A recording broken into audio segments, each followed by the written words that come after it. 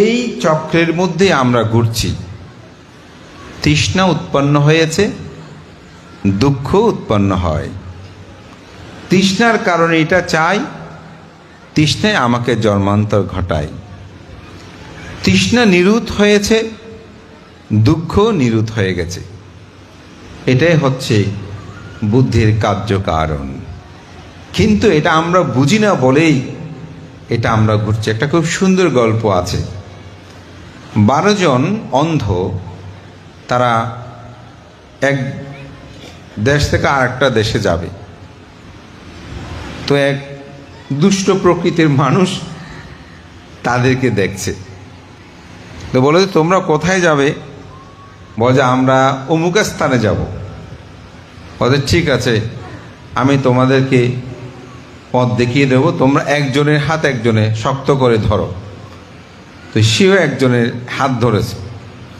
তো ধরে সে একটি স্তূপে নিয়ে গেল, গোল ছোট একটা স্তূপ।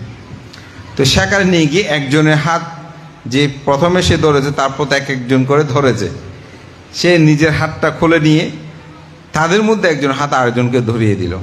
তো 12 জন ওখানে ঘুরছে না। তো তারা মনে করছে যে আমরা আমাদের দেশেই ওই মানুষটা নিয়ে যাচ্ছে, কিন্তু মূলত তারা স্তূপের ওই একটা গোল চক্রের মধ্যে তারা ঘুরেই মূলত মরছে। কিন্তু তাদের যে গন্তব্যস্থান সেখানে কিন্তু তারা যেতে পারছে না। তো এই উদাহরণ দিয়েই আমাদের পণ্ডিতগণ বলছে, আমরাও ঠিক অনুরূপভাবে এই অন্ধ 12 জনের মতন 12টি তৃষ্ণা, 12টি দুঃখ, 12টি বিষয় আমাদেরকে প্রতিনিয়ত এই ভবচক্রের মধ্যে ঘুরাচ্ছে। তো প্রথমটা কি? অবিদ্যা। অবিদ্যা মানে অজ্ঞানতা, যাহা আমরা বুঝি না। কি বুঝি না? তৃষ্ণা যে আমাকে দুঃখ দেয়, আকাঙ্ক্ষা যে আমাকে দুঃখ দেয়, ভব কাম ভব বিভব ভব আমাকে যে দুঃখ দেয়, এটা আমরা বুঝি না। বুঝি না কেন বুঝি না? আমাদের অজ্ঞানতা, অন্ধকারচ্ছন্নতা, প্রকৃত সত্যটাকে আমরা অনুধাবন করতে পারি না। এজন্যই এই অবিদ্যার কারণে আমাদের মধ্যে সংস্কার উৎপন্ন হয়। এই সংস্কার, এটা পুণ্য অবিসংস্কার, অপুণ্য অবিসংস্কার, অব্যঞ্জন সংস্কার, এভাবে 3 ভাবে বিভক্ত আছে। আবার অভিধর্মে এটাকে সংস্কার, অসংস্কার, সেখানে আবার চিত্তগতভাবে 2 ভাবে বিভক্ত আছে। তো অবিদ্যা যখন থাকে তখন সংস্কারটা আমাদের মধ্যে উৎপন্ন হয়। কারণ ধরেন আমি আবার এই পৃথিবীতে আসতে চাই, কেন? অবিদ্যার কারণে। আমি যে মাতৃগর্ভে প্রতিসন্ধি গ্রহণ করেছি, সেখানে যে কত দুঃখ পেয়েছি, এই জীবনে যে কত দুঃখ পেলাম, এটি আমরা কি উপলব্ধি করি না। এখানে মাতৃজাতিরা আছেন। লাবি শ্রেষ্ঠ শিবলি স্তবীর যখন জন্মগ্রহণ করে, তার মা 7 বছর 7 মাস 7 দিন যন্ত্রণা পেয়েছে। 7ম দিবসে যখন সারিপুত্র স্তবীর তাকে প্রব্রজ্জা করাচ্ছিল, তখন তিনি অরহত হয়েছিলেন। অরহত হওয়ার পরে তার মাকে তথাগত বুদ্ধ জিজ্ঞাসা করছেন, আপনি তো অনেক কষ্ট পেয়েছেন, এইরকম পুত্রকে আপনি আরো চান? বলে এরকম 10টা পুত্র হলে আমি আরো চাই। তাহলে তৎমুহূর্তে তিনি যে এই এত দীর্ঘ সময় কষ্ট পেয়েছেন, সেটা তিনি কি করেন? ভুলে গেলেন। এটাই হচ্ছে অবিদ্যা। এটা হচ্ছে কি? অবিদ্যা, অজ্ঞানতা। এই অবিদ্যার কারণে কি উৎপন্ন হচ্ছে? সংস্কার উৎপন্ন হয়। সংস্কার মানে অভ্যাস বা করার প্রবণতা। এই অবিদ্যা থেকে সংস্কারটা উৎপন্ন হয়।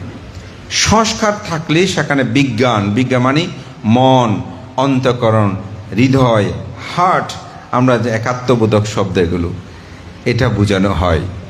যেটা কি উৎপন্ন হয়? বিজ্ঞান উৎপন্ন হয়। তাহলে অবিদ্যা থেকে সংস্কার, সংস্কার থেকে বিজ্ঞান, বিজ্ঞান থেকে নাম রূপ মানে, রূপ মানে হচ্ছে আমাদের দেহ, জাগতিক জড় পদার্থ আমরা বলতে পারি, যেখানে 4 ভূত ধাতু আছে।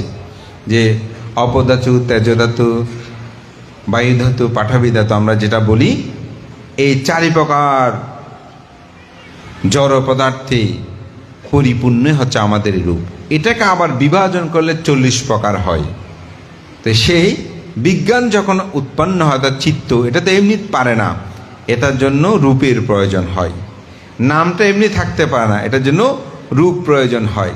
তো সেজন্য উৎপন্ন রূপ নাম। তো দেহ এবং মন যখন থাকে তখন সরায়তন আসে না। সরায়তন মানে কি? রূপ, চক্ষু, কর্ণ, নাসিকা, জিহ্বা, ত্বক, মন। এটাকে বুদ্ধ দর্শন বলছে যে রূপ,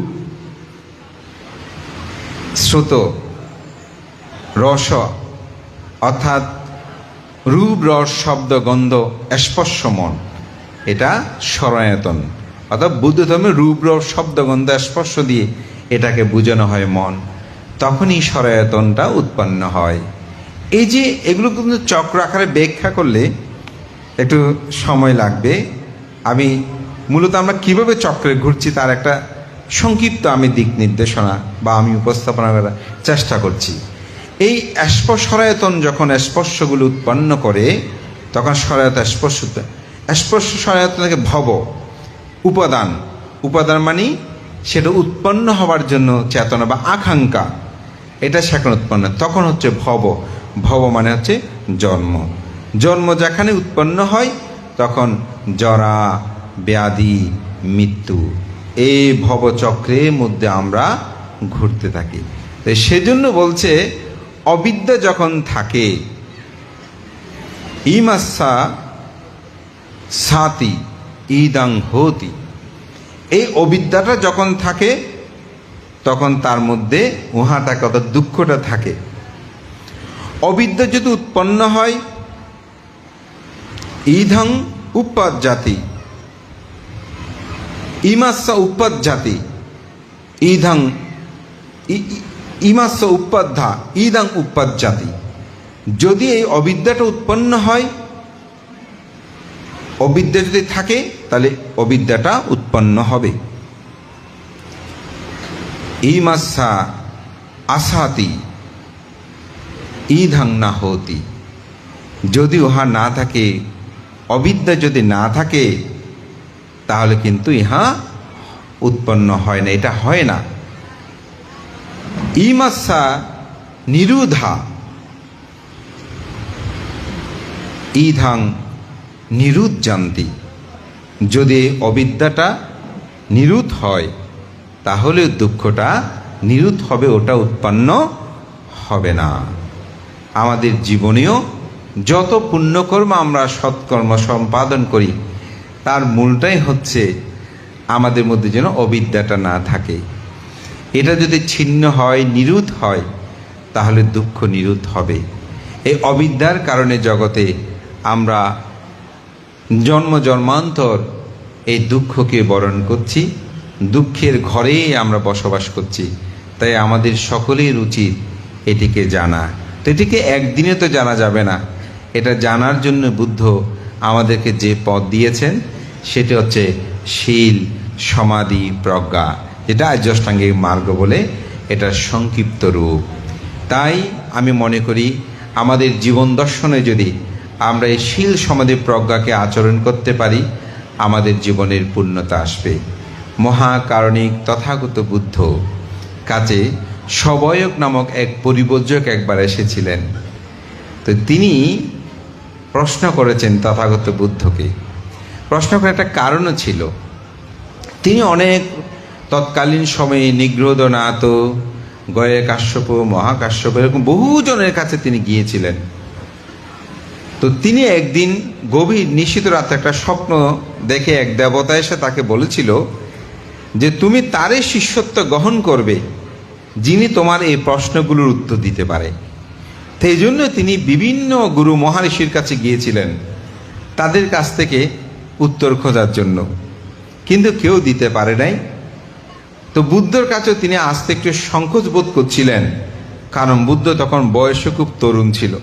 তো বল যে এত বয়স্ক যারা ওনারা উত্তর দিতে পারছে না, বুদ্ধ কিভাবে উত্তর দেবেন? পরিশেষে তিনি চিন্তা করলেন, না, ওনার অনেক সুনাম সুদর্শন শুনেছি, উনি নাকি অনেক ধীমান পণ্ডিত সংযত, ওনার কাছে গিয়ে দেখি শেষবার, এমনি তো কেউ উত্তর দিতে পারছে না, শেষমেশ গিয়ে দেখিন উনি উত্তর দিতে পারে কিনা। তো সেই সবায়ক পরিবজ্রক বুদ্ধের কাছে এসেছিলেন। তে এসে বুদ্ধকে তিনি প্রশ্ন করলেন, কোন কর্মের সম্পাদনের মাধ্যমে ভিক্ষু উপাধি লাপ্ত হয়? আপনি যে ভিক্ষু বলেন, কোন পর্যায়ে কোন কর্মে মাধ্যমে তিনি ভিক্ষু উপাধি প্রাপ্ত হয়? কোন মানুষ কৃপা পরায়ণ হয় বা কৃপাশীল হয়?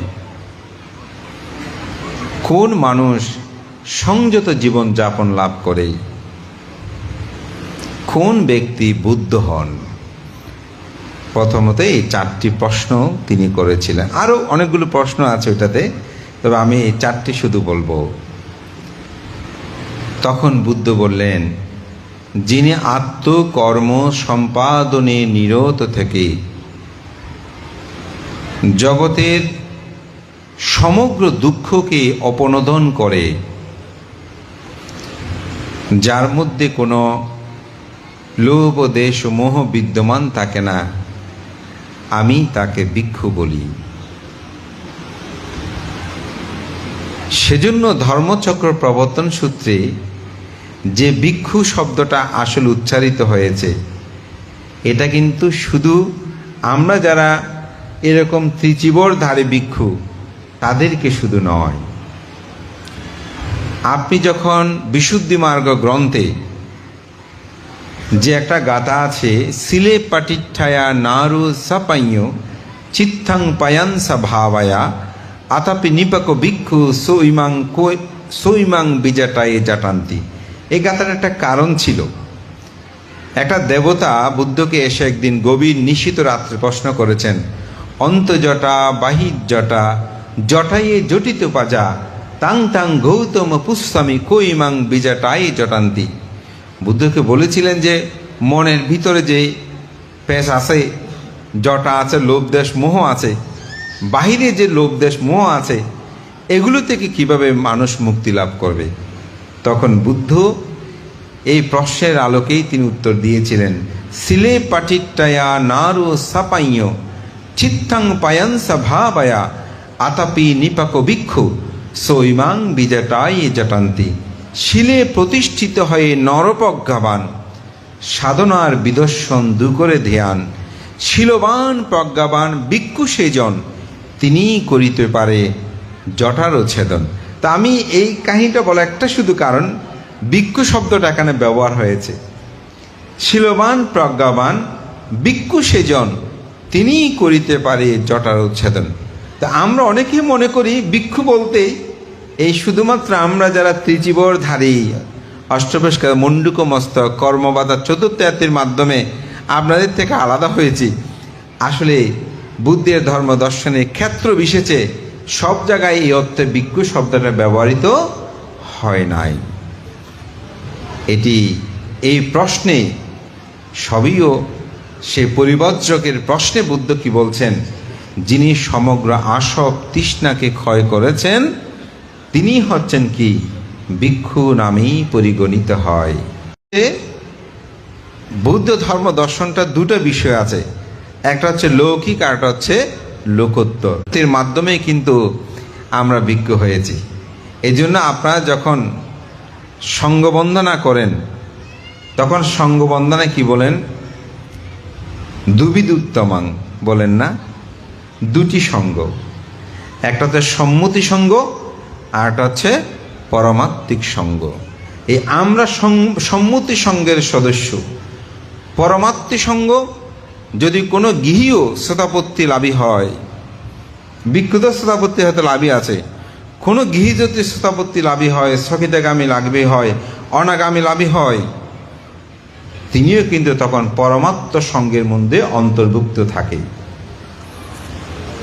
তবে অরহত হলে থাকে না তা না, তবে অরহত হলে গৃহী জীবনের 24 ঘন্টার মধ্যেই তাকে এই অরহত বস্ত্র অর্থাৎ চিবর গ্রহণ করতে হয়, অর্থাৎ কর্মবতার চতুর্থীর মাধ্যমে তাকে ভিক্ষ হতে হয়। এই জন্য আমি ওই অরহরটা আনি নাই, কিন্তু এই জন্য দুটি ভাবে কিন্তু বিভক্ত, একটা হচ্ছে লোকোত্তর ভাবে আর হচ্ছে লৌকীয় ভাবে। তো সেজন্য ভিক্ষু এখানে বোঝাচ্ছে লোকোত্তর ভাবে কে তিনি ভিক্ষ হন। আবার বলছে কৃপাবৎসর কে হয়, তখন বলছে যিনি পৃথিবীর সমগ্র প্রাণীর প্রতি অপরিসীম দয়াবৎসল হয়, অপর প্রাণীর প্রতি কোনরূপ হিংসা বিদ্যমান থাকে না, যিনি প্রতিনিয়ত অপর প্রাণীর মঙ্গল কামনা করেন, তিনিই হচ্ছেন কৃপাবৎসল ব্যক্তি। আমার যে প্রশ্ন করেন তৃতীয়, সংযম ব্যক্তিকে বলে তিনি শীলময় জীবনযাপনে যার কায়ু সংযত, বাক্য সংযত, মনু সংযত। এই কায়ের দ্বারা কোনো পাপকর্ম করে না, মনের দ্বারা কোনো পাপ চিন্তা করে না, বাক্যের দ্বারা কোনো পাপ কথা বলে না, তিনি চিত্তকে বিশুদ্ধ করেছেন, সে অর্থেই তিনি সংযত। আবার বলছেন জগতে বুদ্ধকে, কাকে প্রশ্ন করতে? বুদ্ধকে প্রশ্ন করছে, জগতে বুদ্ধকে। তিনি বলছেন যিনি কল্পান্তরের সমগ্র সংস্কার পরিত্যাগ করে পারাবিসম্বার পূরণ করে এই জগতের প্রকৃত সত্যটাকে আবিষ্কার করেছেন। দুঃখ আছে, দুঃখের কারণ আছে, দুঃখ নিরোধ আছে, দুঃখ নিরোধের উপায়কে আবিষ্কার করে মানব কল্যাণের জন্য প্রচার করেছেন। জগতের হিতার্থে মহাকরুণাই যিনি এই করুণাবর্ষণ হয়েছে জগতের মূল কল্যাণে যিনি প্রকাশ করে সমস্ত আসব তৃষ্ণাকে ক্ষয় করেছেন, তিনিই হচ্ছেন বুদ্ধ, তিনিই হচ্ছেন জগৎ পূজ্য। ধর্মপ্রাণ প্রিয় উপাসক উপাসিকা বিন্দু, এজন্য বুদ্ধের ধর্মটা শ্রেষ্ঠ। বুদ্ধকে চিনতে আপনাকে মৃত্যুর উপরে যেতে হবে না, আপনি নিজেকে চিনতে মৃত্যুর উপরে যেতে হবে না। আমি যে 4টি প্রশ্নের উত্তর দিয়েছি, এই 4টি প্রশ্নই হচ্ছে বিমুক্তির কথা। অর্থাৎ যার মধ্যে বিমুক্তি থাকবে সে মানুষের জীবনেই সুন্দর। তিনিই ভিক্ষু, তিনিই কৃপাবৎসল, তিনিই সংযত, তিনিই জগতে বুদ্ধ। এই কারণেই আমরা শ্রেষ্ঠত্বে দাবি করতে পারি। মৃত্যুর পর আমাদেরকে এই ধর্ম লাভ করতে হয় না। আপনি নির্লিপ্ত হতে কি মৃত্যুর পর লাগবে? না। আপনি সংযত হতে কি মৃত্যুর পর সময় লাগবে? না। আপনি দয়াবৎসল হতে কি মৃত্যুর পরে লাগবে? না। আপনি ইহজীবনে এই ধর্মটাকে প্রতিপালন করতে পারবেন বলেই এই ধর্মের এখানে শ্রেষ্ঠত্বতা। এটিকে যদি আমরা অন্তস্থ করতে পারি, নিজেদের জীবনে ধারণ করতে পারি, আপনি সুখটা প্রতি পদে পদে লাভ করতে পারবেন। আমি 2-3টা উদাহরণ দিয়ে বলি। যেমন আপনি দান করেন, দেখবেন আপনি যেখানেই যাবেন সেখানে আপনি সমাদৃত হবেন। দেখবেন আপনি দান করেন, সে মানুষটা যদি খারাপ হয়, দানের দ্বারা কিন্তু তিনি প্রশংসিত হয়। তাহলে বুদ্ধ বলছেন দান এটা একটা সুকর্ম, ভালো কর্ম, সৎকর্ম। একজন মানুষ চুরি করে এসে যে দান করে, লোকটা এমনি চোর হলেও কিন্তু মানুষটা দান করে, দেখবেন ঠিক না? চোর হলেও বলে যে মানুষটা দান করে। দানের এমন একটি মহিমা। তো এই জন্য তবে চুরি করে দান করতে আমি বলবো না, কারণ দানের 3টা সত্য আছে। একটা হচ্ছে বস্তু সম্পদ, একটা হচ্ছে চিত্ত সম্পদ, আর একটা হচ্ছে প্রতিগ্রাহক সম্পদ। বস্তু সম্পদ কি? যাহা কিছু দান করবেন সেটা যেন অসৎ উপায়ে অর্জিত সম্পদ না হয়। সৎ উপায়ে অর্জিত সম্পদ দান করা হচ্ছে কি বস্তু সম্পদ। চিত্ত সম্পদ দান করার সময়, দান করার আগে, দান করার পরে মনটা সুন্দর থাকা চাই। এটা অঙ্গুত্তনিক একটা খুব সুন্দর গাথা আছে। পুব্বে বা দানা সুমানো দাদাং চিত্তাং পাসাদায়ী দাত্ত আত্মান হতি ইয়াসা সম্পদা। বুদ্ধ বলছেন দান করার পূর্বে মানুষের মনটা সুন্দর থাকা চাই। আপনাদের যদি সুন্দর মন না থাকতো এত বড় প্যান্ডেল, এত সুন্দর আয়োজন হতো না। মনটা সুন্দর ছিল। দান করার সময় চিত্তে প্রসন্নতা আনবেন, এই মহান ভিক্ষু সংঘকে আমি এই দান কর্মটা সম্পাদন করছি। এটি কিন্তু বিপুলেশন বান থেকে এই কঠিন চিবর দান নয়, এই কঠিন চিবর দান সংঘকে। বিপুলেশন বানটা আছে, এটা মধ্যে ধারণা আছে বলে দান করবেন ঠিক, কিন্তু দানটা সোজাসুজি বিপুলেশন বান থেকে দেওয়া যাবে না, এটা সংঘকে দিতে হবে। সংঘ বিপুলেশন বান থেকে পরীক্ষা করবে সীমা করে নিয়ে যে বিপুলেশন ভিক্ষুর জন্য একটা চিবর এখানে উৎপন্ন হয়েছে, সে যদি ত্রৈমাসিক বর্ষাব্রত যথাযথভাবে উদযাপন করে, প্রবরণা কর্ম সম্পাদন করে, তাহলে এই চিবর তাকে প্রদান করা হবে।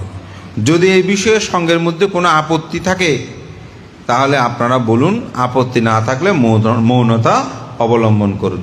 যদি কোনো ভিক্ষু সেখানে আপত্তি তোলে যে না ওনার বসবাস ঠিক নেই, উনি ভারতে গিয়েছিল 9 দিন পরে আসছে, আমি সাক্ষী, ওনার পাসপোর্ট চেক করে দেখেন, তাইলে শেষ, ওনার পক্ষে এটা গ্রহণ করা সম্ভব। এই জন্য এটা কঠিন।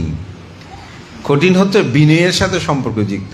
অন্যান্য দান আপনি দিয়ে গেলেন, উনি 2 মাস পরে আসলো, কোনো সমস্যা নাই, নিতে পারবে।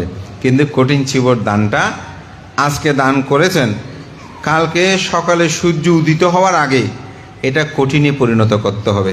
যদি কঠিনে পরিণত না করে এই কঠিন চিবর দানে তিনি আনিশংস ফল লাভ করতে পারবে না, কঠিনে আশ্রম করতে পারবে না, এই অর্থে কঠিন।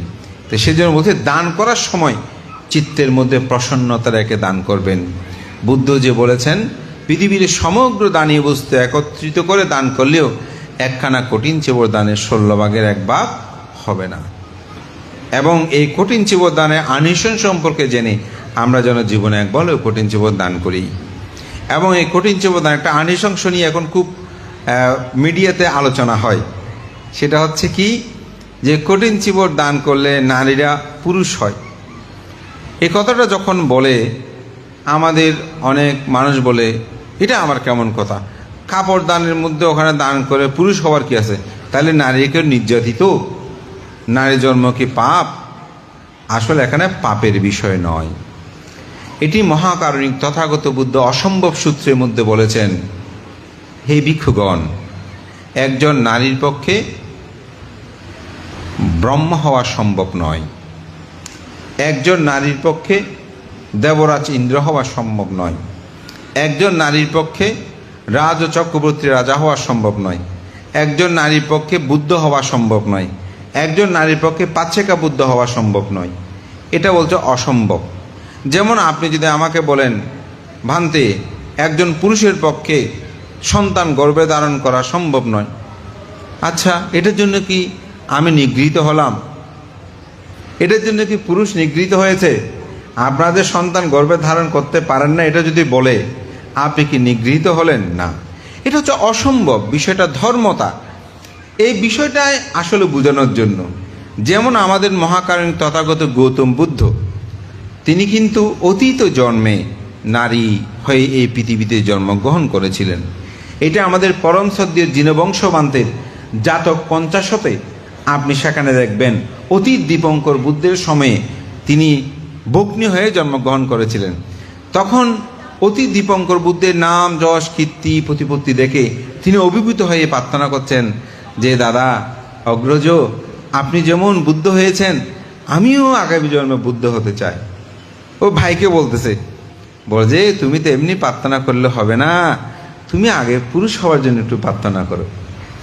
তখন তিনি প্রদীপ দান করে পুরুষ হওয়ার জন্য প্রার্থনা করেছেন।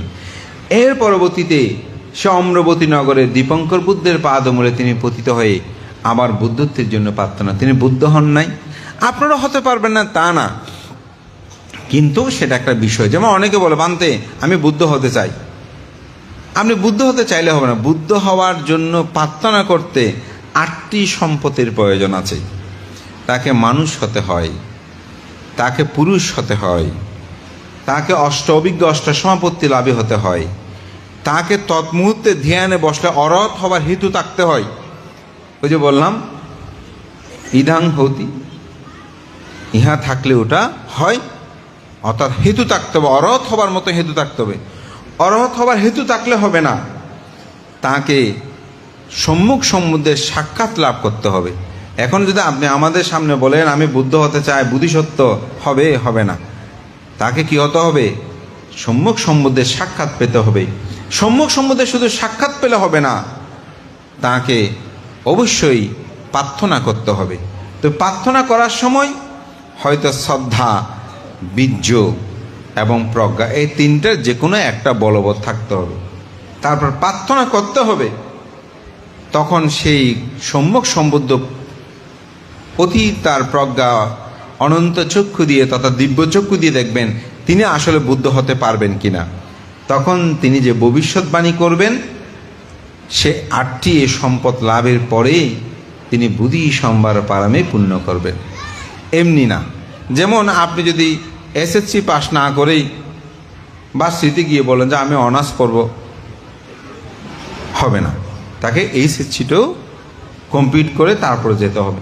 ঠিক বুদ্ধ এই অর্থেই বলেছেন, আপনি যদি কোনো কারণে এই অসম্ভবগুলোকে সম্ভব করতে চান, আপনি পুরুষ হতে প্রার্থনা করতে পারেন। এখানে দোষের কোনো বিষয় নাই।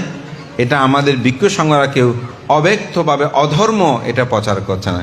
এদের ত্রিপিটক সাহিত্যে আছেই, এবং এটি ভগবান তথাগত বুদ্ধের যে ষষ্ঠ সংজ্ঞায়ন, সেখানে এটা সংজ্ঞায়িত হয়েছে। তো যাই হোক, আমি যেটা বলছি, চিত্তের মধ্যে কি প্রসন্নতা থাকা চাই দান করে, যে আমার এরকম মহান দানকর্ম আমি সম্পাদন করছি। আর এটাতে প্রতিজ্ঞাক সম্পত্তি বলে দিয়েছি, সেটা হচ্ছে যাকে আপনি এই দানকর্মটা সম্পাদন করবেন সেটা যেন উন্নত ক্ষেত্র হয়।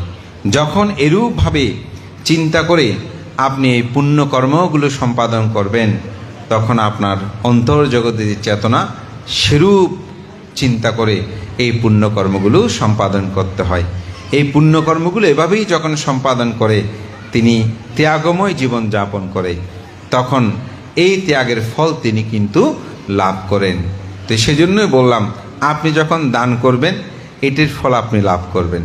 দানের দ্বারা ইহু জীবনে আপনি তার সুনাম সুযশ খ্যাতি লাভ করতে পারবেন। আপনি শীল পালন করেন, যেখানে যাবেন সেখানে আপনি সম্মানিত হবেন। আমি দেশনায় দুটি উদাহরণ দিই, একটু সংক্ষেপে সেটা বলছি।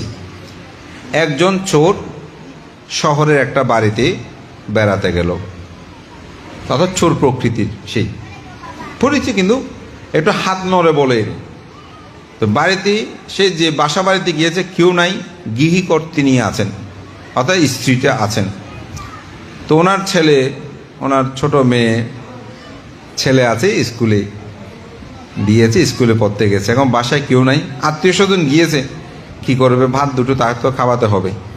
কিন্তু জানে যে তিনি চোর প্রকৃতির, সুযোগ পেলেই চুরি করে। তো তিনি চিন্তা করছেন এখন ছেলেকে আনতে গেলে বাসায় তো একে রেখে যাওয়াটা ভালো হবে না। তো সে বলছে, ধরো আমার কাছ থেকে 20টা টাকা নাও, একটু ডিম নিয়ে আসো, একটা ডিম নিয়ে আসো, আমি ছেলেকে স্কুল থেকে নিয়ে আসি। মূলত তাকে বাসা থেকে বের করাটাই ছিল তার প্রধান কাজ। যেহেতু চোর প্রকৃতি, তাকে রেখে গেলে সমস্যা। এখন বের করে তিনি তালা মেরে স্কুলে গেলেন। স্কুলে গিয়ে দেখা গেল সেখানে প্রোগ্রাম পড়ে গেছে, ওখানে খাওয়া দাওয়ার ব্যবস্থা আছে। এখন ছেলেকে নিয়ে তিনি আর মেয়ে সন্তানকে নিয়ে আসতে পারছে না। এই যে স্কুলে গেল 12টার দিকে ছেলেকে আনার জন্য, ওখান থেকে সেই করতে করতে প্রায় 4টা বেজে গেছে স্কুল থেকে আসতে। এদিকে জ্ঞাতি 4টা পর্যন্ত একবার সিঁড়িতে বসে, একবার রাস্তায় হাঁটে, একবার ওদিকে হাঁটে, কখন আসবে এটা নিয়েই সেই দৌড়তে দৌড়তে এই গরমের মধ্যে দুপুর তার অতিবাহিত হলো। আরেকজন গিয়েছে, সে খুব ভালো চুরি চারা করে না, হাত নড়ে না। তো সে যখন গেলেও একই পরিবারে, তখন তাকে বলছে এখন ছেলেটাকে তো আনতে যেতে হবে, তো এখানে রান্নাবান্না সব করা আছে, যদি আমার আসতে কোনো কারণে দেরি হয় তুমি খেয়ে নিও, এবং টিভি দেখো, এসি ছেড়ে দিল, দরজার ছিটকেনিটা ভালো করে রাখিয়ে দাও, যে কেউ আসলে খুলবে না, ভালো মতো থাকো। সেও গেল, কিন্তু ওই স্কুলের প্রোগ্রাম আস্তে আস্তে 3টে-4টা হয়ে যাচ্ছে। তো সে কি করেছে, খিদে লেগেছে যখন, বোঝা ঠিক আছে আমাকে তো অনুমতি দিয়েছে, সে ভালো করে খেয়ে দিয়ে একদম ঘুম মেরে এসিতেই ভালোভাবে থাকলো। দুজনের দুটি প্রাপ্তি। যিনি অসৎ চুরি করে সে দুঃখ ভোগ করেছে, আর যিনি সৎ যিনি চুরি করে না, স্বভাব ভালো, তিনি সুখে নিদ্রা যাপন করেছে, ভোগ সম্পদ লাভ করেছে। এই জন্য বলে না, সিলেনা সুগতিং আন্তি সিলেনা বোকা সাম্পাদা। এই শিলের ভোগ, এটা দেখার জন্য কি মৃত্যুর পরে যেতে হবে না, এই জন্য শিলময় জীবন যাপন করবেন। একটি পরিবারের মধ্যে এই পঞ্চশীল যথাযথভাবে রক্ষা করে চলবেন। ভাবনা, চিত্তের স্থিরতা, মন যখন স্থির হয় জগৎটাও স্থির হয়ে যায়। ওই যে সংযত কথা বলছি না, আপনার মন যদি খারাপ থাকে আপনার জীবনে সব কিছু খারাপ হয়ে যাবে। আমাদের পরম শ্রদ্ধেয় শ্রদ্ধালঙ্কার মানতে একটি কথা বলতেন, বলছে যার মন ভালো সে ভিক্ষু ভালো, সেই শ্রমণ ভালো, সেই উপাসিকা ভালো, সেই উপাসক ভালো। তো মনটাই আমাদের ভালো করা চাই। তো বুদ্ধের ধর্ম দর্শন এটাই, আমরা যেন মন ভালো করি। তো মন ভালো করার জন্য ভাবনাময় জীবনযাপন। তো আমি চেষ্টা করেছি ইহু জীবনে বুদ্ধের ধর্ম দর্শনটা কিভাবে আমরা প্রতিপালন করে এটিকে অন্তর্জগতে ধারণ করে শ্রেষ্ঠ ধর্ম বলে নিজের অন্তর্জগৎকে জাগ্রত করতে পারি, এই প্রত্যয় যেন আমাদের সবার মধ্যে জাগ্রত হয়। শ্রদ্ধেয় সভাপতি প্রমুখ সঙ্গের প্রতি বন্দনা জানিয়ে আপনাদের সবার উত্তর শ্রীবৃদ্ধি কামনা করে আমাদের অবিদ্যা ধ্বংস হোক এই প্রত্যয় ব্যক্ত করেই আবারও এই বিহারের সেবা কমিটি তথা পরিচালনা কমিটি এবং শ্রদ্ধেয় বিহারধ্যক্ষ ভান্তে সহ আপনারা যারা আমাকে আহ্বান করেছেন, ধর্মদানের সুযোগ দিয়েছেন, আপনাদের প্রতি অশেষ অশেষ কৃতজ্ঞতা জানিয়ে সবার মঙ্গল সুখ কামনা করে আমার নাতি দীর্ঘ ধর্মকথা এখানে শেষ করছি। জগতের সকল প্রাণী সুখী হোক।